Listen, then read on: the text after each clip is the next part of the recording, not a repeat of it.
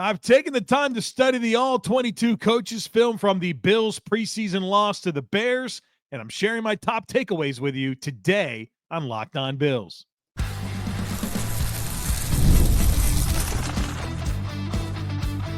You are Locked On Bills, your daily Buffalo Bills podcast. Part of the Locked On Podcast Network, your team every day. What's up, Bills Mafia? It's Joe Marino, author of the Herd Mentality Substack, co-host of the Locked On NFL Scouting Podcast, co-host of the NFL First Read Podcast, and I'm your host of Locked On Bills.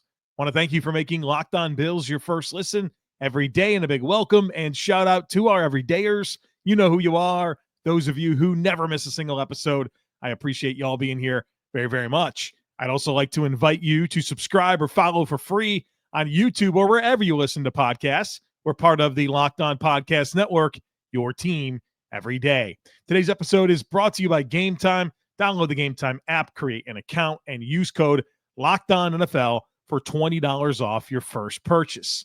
Well, folks, welcome in. Let's finish out covering this Bills-Bears preseason game and to discuss the big takeaways that I had from studying the All-22 coaches film. And I know a lot of people are wondering, why would you want to go back and watch the tape? Well, first of all, it's what we do. It's part of our process.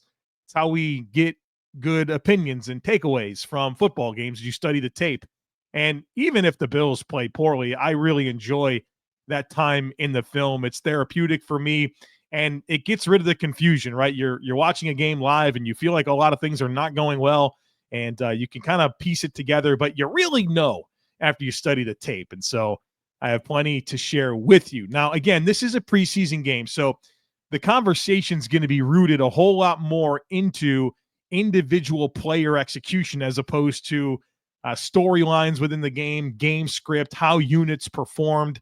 I don't know that that's really where you can come away with the most important opinion. So a lot of this is going to be player driven, but I do want to start by discussing just the overall messiness of the defense. And I think you saw a group of players on the field that poorly communicated and don't have a lot of reps together, especially when you're watching these coverage rotations.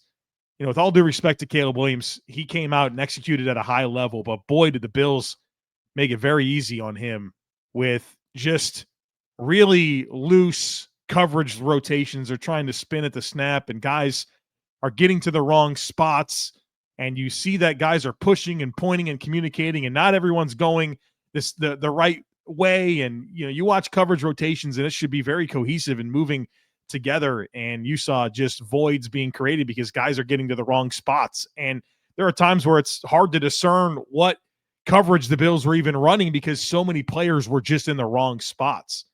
And so I think it's really good for the Bills to have this film, to be able to have a massive coaching opportunity to, number one, you put these guys in these positions, you expect them to know what to do. The coaches will know which guys were wrong.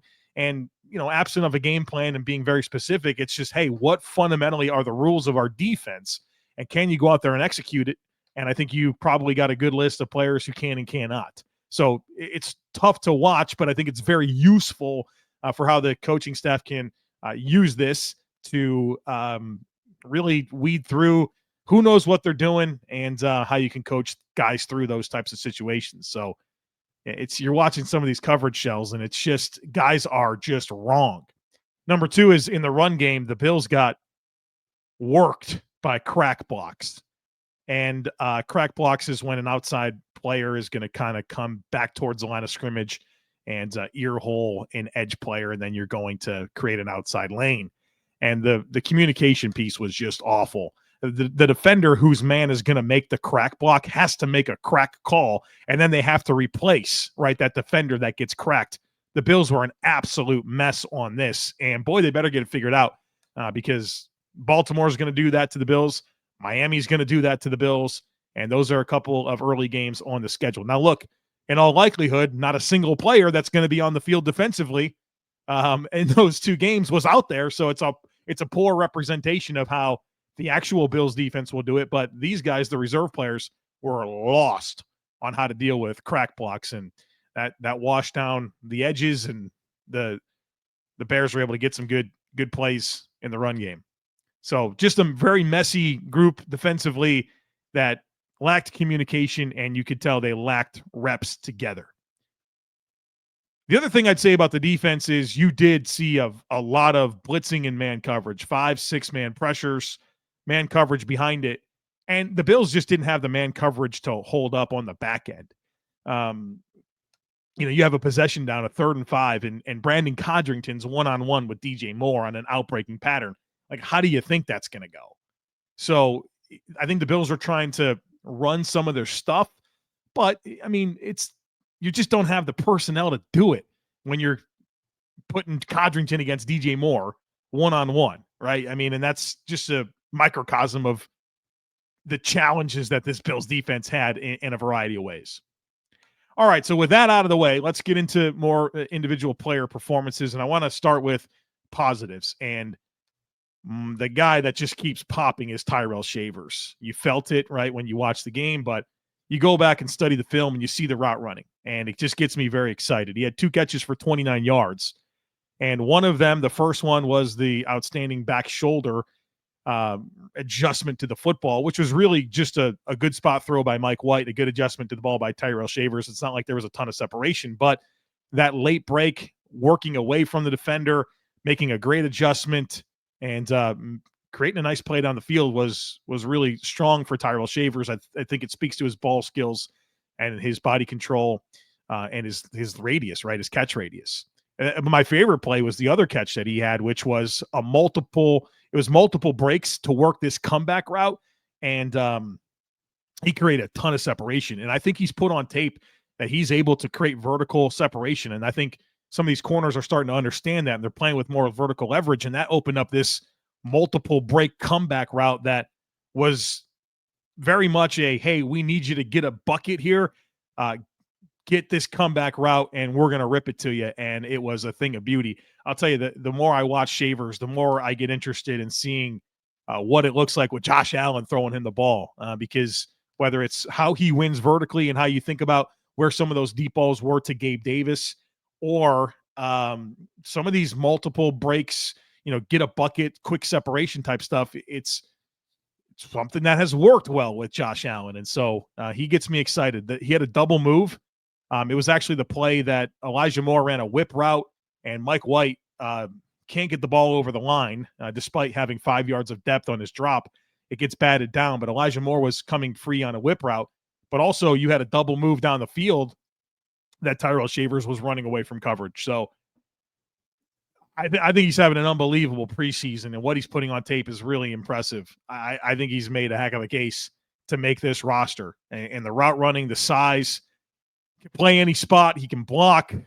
I see a lot of value in this player, and I hope the Bills will see it through with Tyrell Shavers.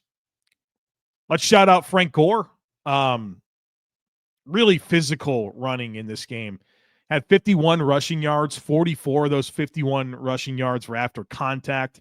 3 of his 10 carries went for over 10 yards.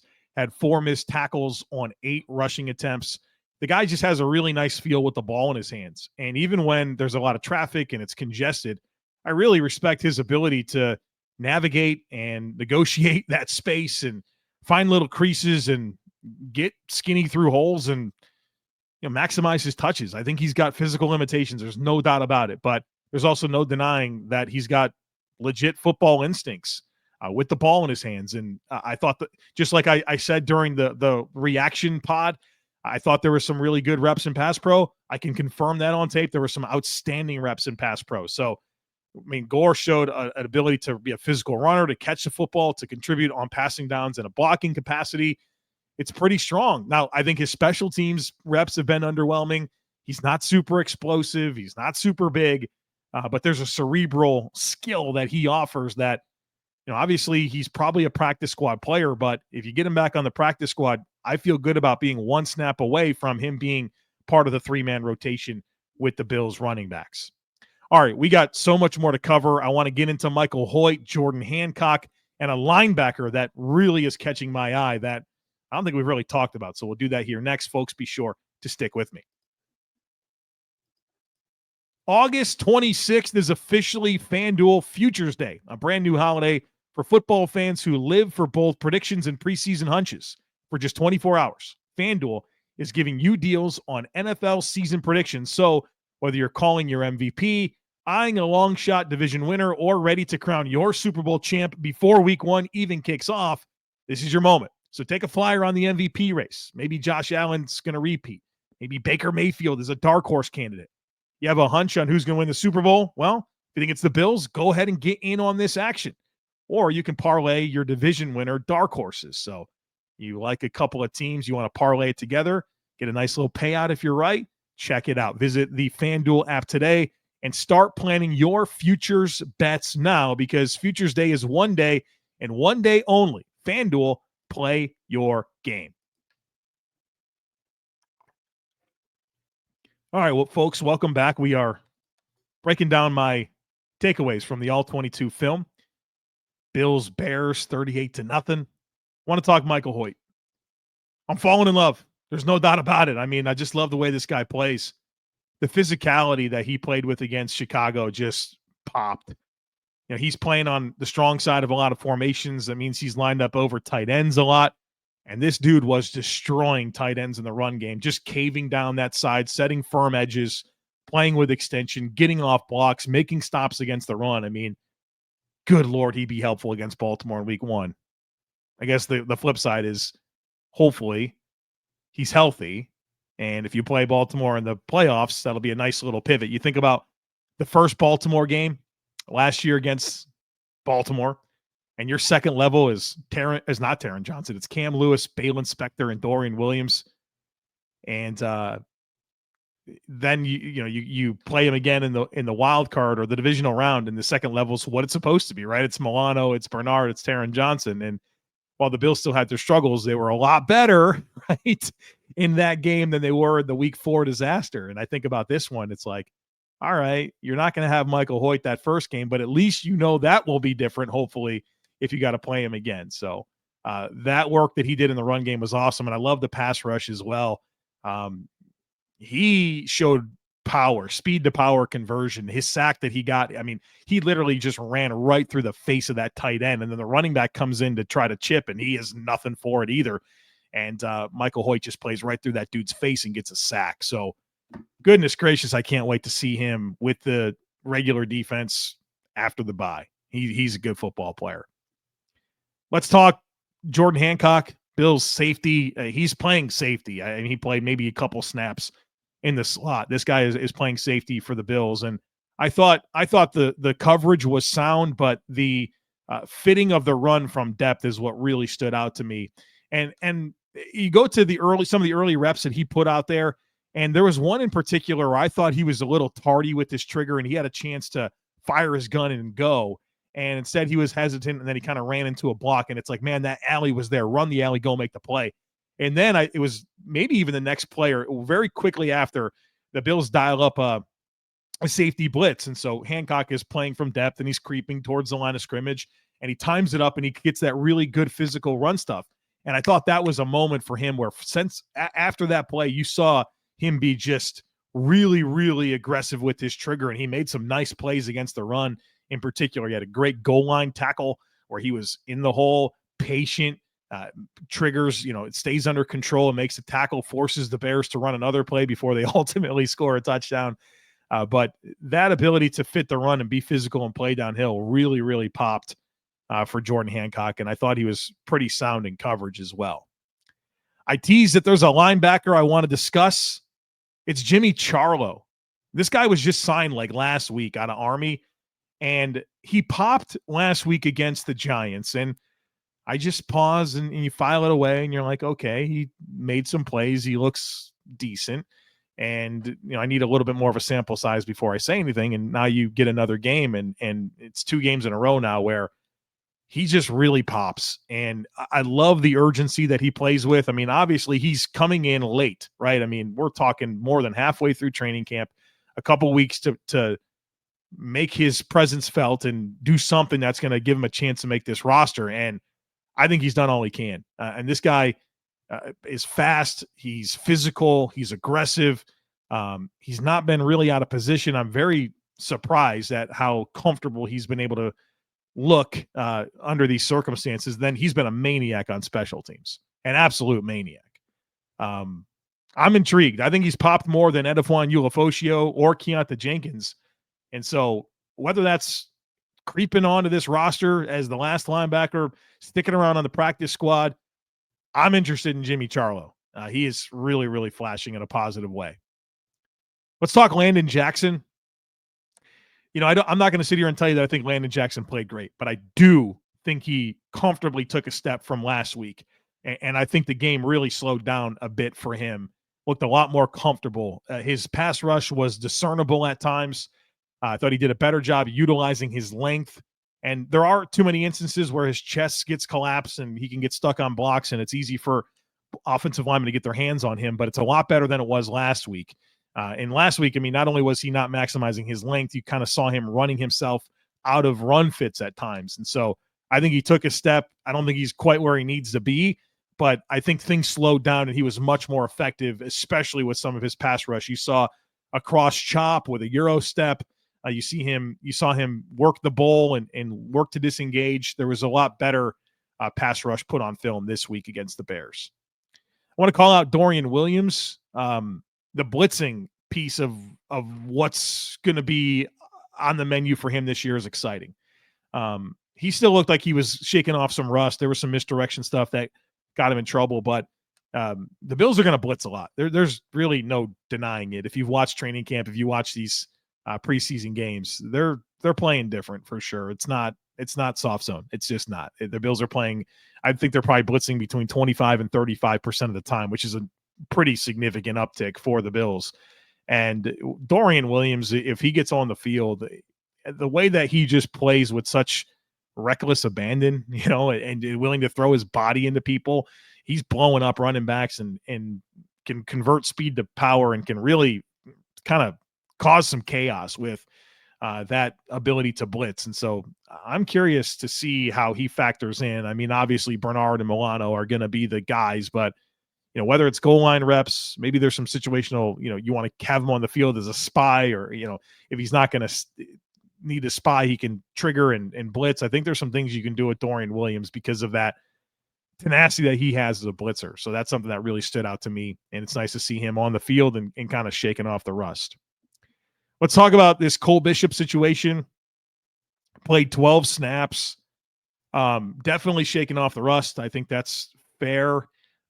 Had some instinctive moments where you saw him be an athlete and run around and fill his coverage assignments. He had an opportunity to make a big physical stop. The Bills rotated from a 2 high to a 1 high, and he became the middle of the field defender. And he reads outside the numbers, fast to flow, takes a great angle, and then he just has poor fundamentals on the tackle and falls off of DJ Moore as opposed to just run through him, wrap up, and get him on the ground. But I liked everything but the finish. And then, of course, the play that really stands out is the touchdown, the 36-yard touchdown reception where the Bills are in man coverage and Bishop is one-on-one with Lamide Zaccheaus, and Cole is playing with outside leverage because he's expecting inside help from Joe Andreessen, and Joe Andreessen doesn't get to his landmark, so that window is way bigger than it's supposed to be.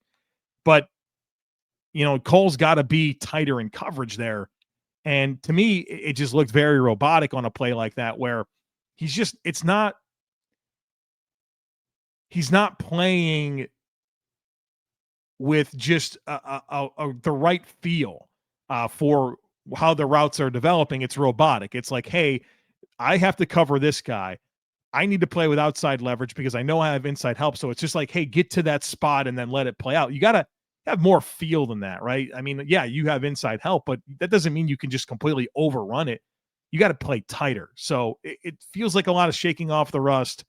A guy that's practiced like once in 3 weeks, but he's got to ramp up and prove it. There's no doubt about it. And so you have 3 real blunders on that play. Cole Bishop way overplaying the outside leverage, Joe Andreessen not helping where he's supposed to, and then whatever the heck that tackle attempt was from Damar Hamlin. So really ugly play all around, but emblematic of the issues that the Bills had defensively overall. And again, it's good it's good stuff to put on tape right now because Bobby Babich is going to and should have a lot of fun working through this and correcting mistakes and, helping the guys improve and not repeating a lot of these mistakes. So they're good mistakes to put on tape because of the coaching opportunities, obviously, since it's preseason, but a lot of stuff to correct. All right, coming up next, want to talk Mike White, want to talk about these young defensive tackles and a few lineup things that really stand out to me about guys who are playing ahead of guys and guys that are on the field late in the fourth quarter that might be a little surprising. So we'll do all that here next. Folks, be sure to stick with me. Have you ever decided at the last minute to head to the ball game with friends or family? Maybe it's game day and you suddenly realize that you want to be in the stands. That's exactly where Game Time comes in. It's the easiest way to grab last-minute tickets without the stress. With the money you save on tickets, you can splurge on food, drinks, merch, or even invite a bigger group to come with you. Game Time is going to make that all possible. Game Time makes buying tickets fast and simple. Prices on the app actually drop the closer you get to the first pitch. And they've got incredible last-minute deals, clear seat views, and a lowest price guarantee that takes the worry out of buying. I love that. You get the seat view right on the app before you buy, so you know exactly where you're going to be. And I love this. There's no surprise fees. There's all-in pricing. The price you see is the price you pay. There's no surprise fees at checkout. So take the guesswork out of buying tickets with Game Time. Download the Game Time app, create an account, and use code LOCKEDONNFL for $20 off your first purchase. Terms apply. Again, create an account and redeem code LOCKEDONNFL for $20 off. Download the Game Time app today. Last-minute tickets, lowest price, guaranteed. All right, folks, let's keep discussing this game. And if you want this conversation to go deeper, part of what I do with the All-22 reviews is I send a link to a private film video of me breaking down clips. I think there's 20-something clips that I broke down and kind of showed you a lot of the things that I'm discussing today on this podcast. And this is a staple of what we do after every Bills game. So all season long, all playoffs long, you're going to get this file. And I offer that to anyone who is part of our subtext or our Substack. If you're part of our subtext, you got a text message from me right to your phone with the film link. If you're part of our Substack, it went right to your email. So check it out. There's a link in today's show notes if you'd like to be part of either. There's a lot of great incentives to be part of either, but you get into this film link and you can see me breaking down these plays and showing you a lot of the things I'm discussing here on the podcast. All right, Mike White. What really stood out to me about Mike White in this game is just how little margin for error he has. The physical limitations are real, and everything has to be in rhythm for him. And if it is, I mean, that's great. I mean, he can play in rhythm. He can play a good catch. He can throw a good catchable football.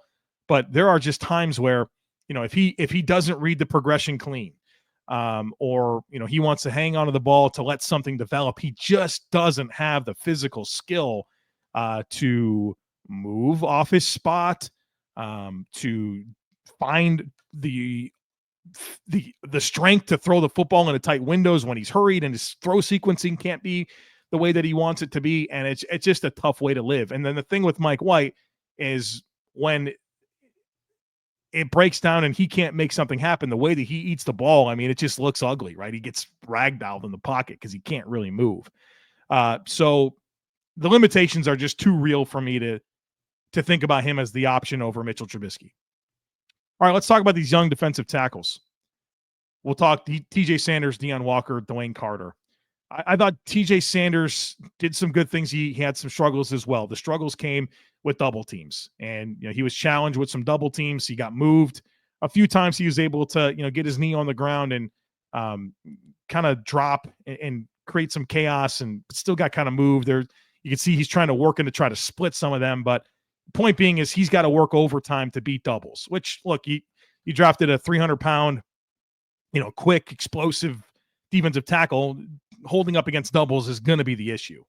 But I thought his ability to play single blocks is outstanding. I thought his pursuit effort and athleticism in backside pursuit was awesome. I thought the pass rush was solid once again. And his athleticism, his flexibility, his ability to play behind his hands really, really popped. And he's a powerful player, but there's a difference between being a powerful player that can anchor against a single block versus can you handle 600+ pounds of offensive lineman that's trying to root you out of your gap, and I think that's where the issues have been for TJ Sanders. Deion Walker, I thought he had a couple of really high quality pass rush reps where, he's got so much upper body power that he can, soften these angles and move people out of the way. And he's got some explosiveness to him. I thought the run defense in this game was really poor, where you saw the anchor compromised. He played a lot more snaps this week, and you saw him get moved a bit at the point of attack. So, again, I'm happy that the rush stuff was better in this game. I think the lack of cohesiveness on the back end probably takes away from some of those pressure opportunities, but the run defense was not where it needed to be for Deion Walker this week. For Dwayne Carter, I continue to see an ineffective player that gets pushed around, struggles out there. There's no doubt about it. And I think it's notable to me that he was on the field late in the fourth quarter. In fact, on the Bears' last offensive drive, he's out there. He's rotating in with Marcus Harris and Casey Rogers and Zion Logue late in the game, comfortably on the field after TJ Sanders, and Deion Walker were done playing in this game. So I think he's at best defensive tackle 6 if Larry Ogunjobi is healthy. Without he's defensive tackle 5, and you start to ask yourself, is Zion Logue a better option? I think he is. So third round pick last year. I think he's got a leash, but we got to be honest about what this guy's putting on tape, and it's just not very effective. I thought it was notable that undrafted free agent tight end Kaleki Letu got reps in this game over Zach Davidson, or earlier in the game than Zach Davidson. And look, Zach Davidson's done nothing but make mistakes this preseason. 2 drops last week. This week, he has 2 horrible penalties that are mental mistakes. I think that the Bills are getting familiar with Letu as a guy that they might have on the practice squad over Zach Davidson. So I just don't like where that's trending. Jackson Hawes, some really good run blocking reps. I think he only played like 6 snaps in the game, but I think at least half of those, he was a play side run blocker and did a nice job moving bodies. I love what Jackson's putting on tape in terms of the run blocking for sure. Chase Lunt, really interesting. Last week against the Giants, he played right guard and left tackle. This week, he played 20 snaps at left guard, 28 snaps at right tackle. He's now played a lot of snaps at 4 spots. They're feeling it out. They're giving him chances to play both sides of the line: right guard, right tackle, left tackle. I don't think he played as well this week. I thought his edges were much more compromised in pass protection. But again, not really lasering in at any one spot. So I think the Bills are tinkering, trying to figure out where the right spots for him to play are, and throwing him into the Wolves and seeing what he can do. And so I think there's some highs and lows, but the exciting part there is that he's getting a chance to prove his versatility. The last one I'll mention is Kendrick Green. Kendrick Green played 20 snaps at center. And we got to be honest about this backup center situation. Like, Cedric Van Pran-Granger he's on the pup.